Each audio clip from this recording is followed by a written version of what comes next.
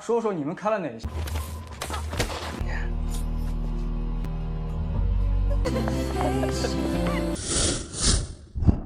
Halo semua, Info In You hadir lagi dengan beberapa video review alur cerita berbagai perfilman. Perlu diingat, video ini berisi spoiler ya. Bagi yang tidak suka spoiler, silahkan tonton di aplikasi atau situs terpercaya bagi kalian. Akhir-akhir ini, kita sering mereview film yang berasal dari Korea Selatan. Nah, bagaimana kalau sekarang kita beralih ke film yang berasal dari negeri tirai bambu, yaitu Hong Kong. Ya, film yang akan kita review kali ini adalah film Tiongkok yang berjudul Better Days. Film ini diproduksi pada tahun 2019 dan sudah banyak menyabet beberapa penghargaan. Bahkan pernah masuk dalam nominasi Oscar atau Academy Awards. Tentu saja itu semua tak lepas dari ceritanya yang menarik karena membahas tentang pembulian yang terjadi di kalangan anak sekolah. Tak hanya ceritanya, pemainnya pun tak kalah epik. Mereka mampu menunjukkan perubahan emosi yang bagus dengan keterampilan aktingnya yang keren. Gimana? Penasaran sama alur ceritanya? Mari kita review, check it out. Bercerita tentang seorang guru bernama Chen Yan yang teringat akan masa lalunya yang kelam setelah melihat muridnya yang pendiam dan pemalu.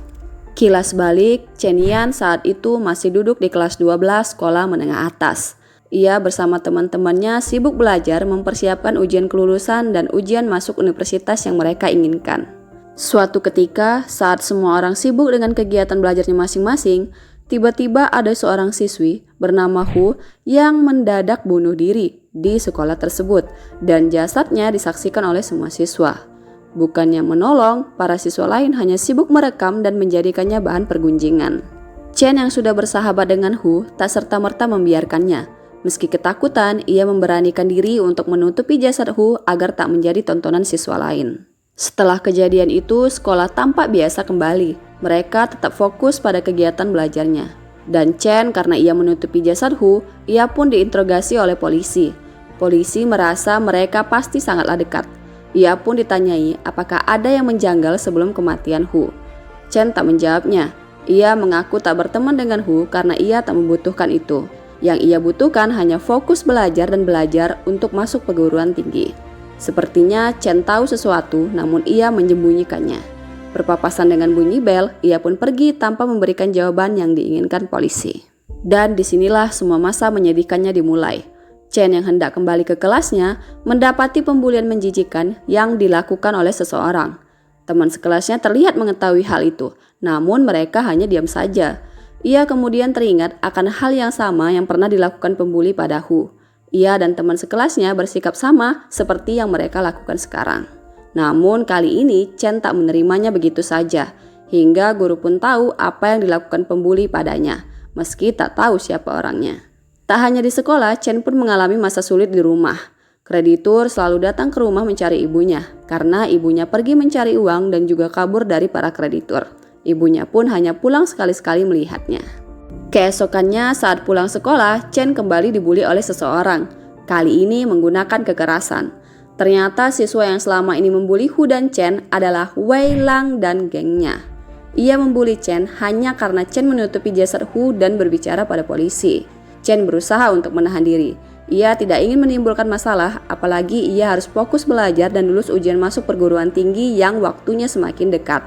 Suatu hari saat Chen bergegas dan ketakutan untuk pulang ke rumah, dalam perjalanan ia melihat seorang pemuda bernama Besan sedang dihajar oleh sekelompok pria. Secara diam-diam, Chen kemudian menghubungi polisi bermaksud untuk melapor. Namun sayang, saat panggilan baru tersambung, apa yang dilakukan Chen justru diketahui oleh salah satu pria tersebut. Chen kemudian diseret, uangnya diambil dan handphonenya pun dirusak oleh sekelompok pria itu. Chen bahkan dipaksa untuk melakukan hal yang tak disukainya pada Besan. Dan kemudian kejadian itu pun berlalu begitu saja. Hari berlalu, esoknya Chen didatangi oleh Besan. Besan menemui Chen untuk mengganti uangnya yang diambil pengeroyok sebelumnya dan memperbaiki handphone Chen yang dirusak oleh mereka.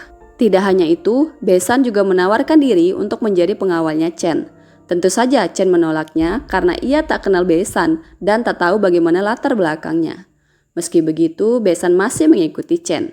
Di saat mengikuti, Besan akhirnya tahu bahwa Chen adalah anak yang nasibnya tak berbeda jauh darinya, sama-sama hidup dalam penderitaan.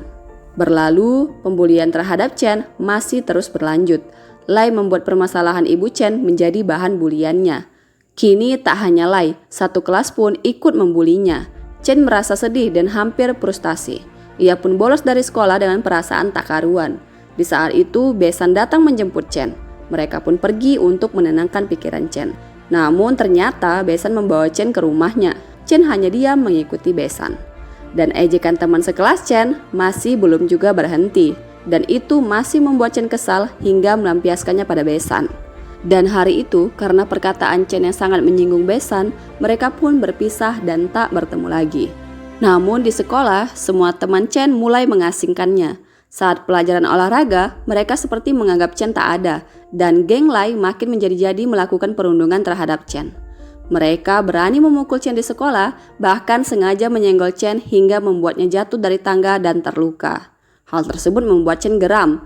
Ia yang mengetahui tentang kematian Hu kemudian memberanikan diri untuk memberikan kesaksian dan menelpon Officer Zheng. Ia mengungkapkan bahwa penyebab Hu bunuh diri adalah karena perundungan yang dilakukan oleh Wei Lai and the gengnya. Lai dan gengnya pun dipanggil kepolisian dan diinterogasi. Namun sayang, kepolisian tak menemukan bukti dan saksi dari kasus tersebut. Mereka pun dibebaskan begitu saja. Meski mereka akhirnya diberhentikan dari sekolah, tapi Chen tak begitu senang mendengarnya karena Lai dan gengnya masih berkeliaran bebas di luar sana. Sesaat kehidupan Chen kembali lagi normal dan kasus pembulian mulai menjadi perhatian pemerintah dan sekolah. Sayang, kedamaiannya hanya bertahan sebentar. Ia didatangi kembali oleh Lai dan gengnya yang hendak membalaskan dendamnya. Beruntung, Chen berhasil kabur dan bersembunyi. Salah satu teman Lai mengetahui keberadaan Chen, namun ia membiarkannya saja. Apakah ia berniat baik atau apa? Entahlah. Kondisi Chen yang terdesak membuat ia mencari perlindungan. Ia menelpon Officer Zheng, kemudian ia sadar polisi tak bisa diandalkan. Dan yang terpikir olehnya hanyalah Besan, si preman jalanan yang hidup sendirian namun baik hati itu. Chen pun menemui Besan di kediamannya dan meminta perlindungan pada Besan. Namun ia tak memiliki uang untuk membayar Besan. Besan tak mempermasalahkannya. Ia hanya memberi syarat, anggap saja itu hutang Chen untuk mewujudkan keinginan Besan nantinya. Chen sebenarnya masih takut pada Besan, namun perhatian Besan mampu meluluhkan hati Chen. Dari sinilah Besan menjadi pelindung bagi Chen. Besan bahkan mengancam Lai untuk tak macam-macam pada Chen. Di sela-sela tugasnya sebagai pelindung Chen, Besan masih tetap pada aktivitasnya sebagai preman yang mencari nafkah. Ia sering berkelahi hingga berjudi. Besan sering pulang dengan wajah babak belur. Chen merasa kasihan padanya. Ia pun mulai mendekatkan diri pada Besan dan mereka pun menjadi teman akrab dan mulai terbuka satu sama lain. Kehidupan Chen mulai terasa damai. Ia mendapat teman baru dan tak perlu takut lagi pada pembulian. Besan selalu memberikan kebahagiaan pada Chen. Sayangnya hal itu tak berlangsung lama. Besan yang sedang bermain game di warnet tanpa diduga ditangkap kepolisian karena ia dan teman-temannya dituduh sebagai tersangka pemerkosaan. Hingga ia tak bisa berada di sisi Chen. Chen yang tak mendapat perlindungan dari Besan kembali diincar oleh geng Lai. Ia dibuli habis-habisan. Buku catatannya dirobek, rambutnya digunting, bahkan Chen hampir ditelanjangi. Besan yang sudah keluar dari penjara karena terbukti tak bersalah langsung menelpon Chen karena khawatir. Chen tak mengangkatnya, ia pun lari sekencang-kencangnya takut hal buruk terjadi pada Chen. Benar saja, sesaat sampai di rumahnya, ia melihat Chen sedang memperbaiki buku-bukunya yang rusak dengan wajahnya sudah penuh luka-luka dan berantakan. Besan menjadi marah melihat hal tersebut. Saat Besan hendak membalaskan perbuatan Lai, Chen menahannya karena ia tak ingin Besan terlibat masalah lagi. Besan kemudian merapikan rambut Chen yang potongannya berantakan dan ikut memotong rambutnya seperti Chen. Sepertinya mereka mulai menyayangi satu sama lain. Hari berlalu, Chen kembali pada kesibukan belajarnya. Ia tak melaporkan semua perlakuan Lai padanya sebelumnya. Ia hanya fokus pada cita-citanya dan menghindari masalah yang merugikannya nanti. Dan tibalah saat Chen mengikuti ujian masuk perguruan tinggi. Diantar oleh Besan, Chen selesai mengikuti ujian dengan lancar. Bersamaan itu, di tempat lain telah ditemukan seorang jasad wanita terkubur lumpur dan tidak bisa diidentifikasi. Dan setelah diotopsi, ternyata jasad tersebut adalah jasad Wei Lai. Penyelidikan pun dilakukan. Polisi menemukan mobil yang terdapat bercak darah Lai. Dari mobil itu, polisi pun mencari Besan karena menurut pemilik mobil, Besanlah yang memakainya di hari itu. Namun Besan sudah tak pulang-pulang lagi ke rumahnya. tak menemukan Besan, polisi menginterogasi teman Lai. Berdasarkan kesaksian geng Lai dan bukti video pembulian terakhir yang direkam Lai, Chen pun dicurigai sebagai tersangka utama karena motif semuanya mengarah pada Chen. Chen juga tak memiliki alibi, tapi polisi juga tak memiliki bukti. Ia pun dibebaskan bersyarat mengingat besok adalah hari ujian kelulusannya, namun masih tetap dalam pengawasan polisi. Sepulang dari ujian, Chen yang masih diikuti polisi ditarik oleh seorang pria dan dibawa kabur. Pria tersebut ternyata adalah Besan. Besan berencana ingin menyerahkan diri ke kepolisian dan mengakui bahwa dialah seorang pemerkosa berantai yang sudah membunuh Lai untuk membebaskan Chen dari tuduhan. Chen menolaknya, namun Besan meyakini Chen bahwa ia masih remaja. Jika dihukum pun paling hanya 10 tahun. Besan juga berjanji selepas keluar dari penjara, ia akan segera menemui Chen yang sudah menjadi dewasa dan bahagia. Dan dengan berat hati, terpaksa Chen mengikuti semua rencana Besan dan melepasnya pergi. Sebelum penangkapannya, Besan sudah mengatur semua bukti agar tertuju padanya. Ia pun berpura-pura memperkosa orang lain agar polisi yakin bahwa ia adalah seorang pemerkosa berantai. Ia juga menjelaskan bagaimana Lai bisa tewas. Itu karena Lai memberontak saat tak memenuhi keinginan Besan dan tak sengaja terdorong olehnya. Di lain sisi, Chen diantar pulang oleh polisi. Ia pulang dengan perasaan khawatir pada Besan. Dan dari sinilah terkuak semua kejadian sebenarnya. Sebelum ajal menjemputnya, Lai sempat menemui Chen untuk memohon agar tak melaporkannya pada kepolisian karena ulahnya dan teman-temannya selama ini. Apalagi pembulian terakhir yang sempat ia rekam itu. Ia berjanji tak akan pernah melakukan itu lagi pada Chen dan meminta maaf. Meski sudah meminta maaf, nyatanya Lai sama sekali tak punya rasa bersalah. Ia malah membuat Chen bertambah kesal karena kata-katanya yang sangat menyakiti Chen. Hingga akhirnya Chen kehilangan kesabarannya dan mendorong Lai dari tangga hingga Lai tewas di tempat. Dengan perasaan yang tak karuan, Chen memberitahukan semua kejadiannya pada Besan. Karena rasa sayangnya pada Chen, Besan berjanji akan melindungi Chen dengan mengorbankan dirinya terlibat dalam kasus kematian Lai. Hingga terjadilah semua ini. Sementara itu, Officer Zeng yang sudah selesai menginterogasi Besan merasakan ada keanehan pada kasus tersebut. Ia sangat yakin sepertinya Besan bukanlah pelaku dari kasus ini. Ia pun mengulang kembali semua rekaman interogasi Chen, Besan, dan geng Lai. Ia juga memeriksa rekaman CCTV di dekat sekolah Chen. Dan benar saja, ia menemukan hal mencurigakan, bahwa setiap Chen pulang dan pergi sekolah, selalu ada Besan yang mengikutinya.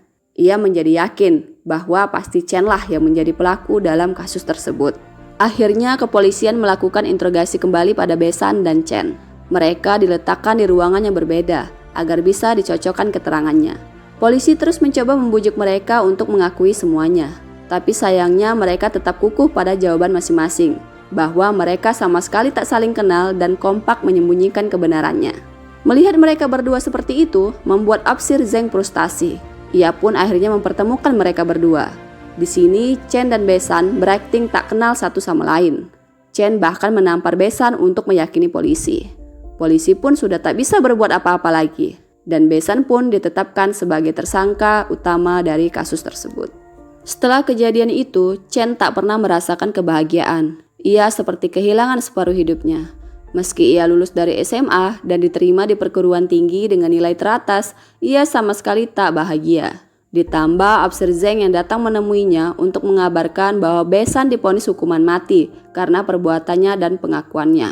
Hal itu membuat hati Chen bertambah hancur dan hilang kendali. Tapi ternyata semua itu adalah bohong. Officer Zeng sengaja melakukannya untuk menguji Chen agar ia bisa merubah semua pengakuannya demi kebahagiaan mereka berdua. Ia pun membawa Chen menemui Besan di tahanan. Dengan perasaan bahagia, akhirnya Chen mengakui semua perbuatannya dan mereka pun hanya dihukum selama 4 tahun penjara karena tak adanya unsur kesengajaan dalam kasus tersebut. Berselang 4 tahun kemudian, Chen dan Besan dinyatakan bebas dari hukuman. Mereka pun menjalani kehidupan layaknya orang biasa. Chen kini sudah menjadi seorang guru bahasa Inggris. Ia selalu menolong muridnya yang merasa diasingkan. Besan pun juga sudah berhenti menjadi preman jalanan, dan mereka pun kini hidup bahagia bersama. Kasus ini sangat menjadi perhatian publik dan pemerintah. Maka dari itu, akhirnya pemerintah mengeluarkan undang-undang untuk menghentikan pembulian dan melindungi korbannya. Dan disinilah akhirnya film pun tamat.